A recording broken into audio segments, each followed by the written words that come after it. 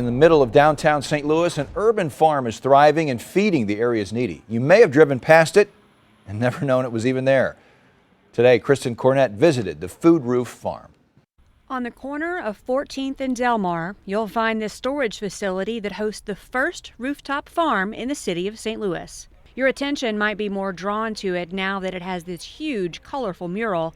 The artist has been painting murals in St. Louis since 1974. From the center of it is certainly a wow. I mean, we created an entranceway that is very different than most entranceways, but we actually drew our inspiration from the buildings that are right here. Developed in 2015, Food Roof Farm is part of Urban Harvest STL.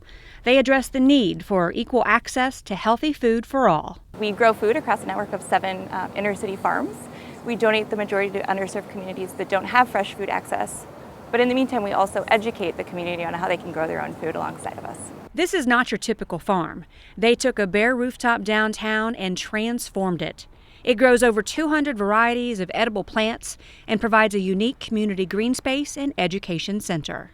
A green roof like this has all kinds of environmental benefits, from reducing stormwater runoff to reducing your heating and cooling bills, and also helping to reduce St. Louis's urban heat island effect, all with the added benefit of growing your own food. This rooftop farm contains a greenhouse to extend the growing season. There's also a chicken house on site, which provides more than just eggs. They eat our food scraps.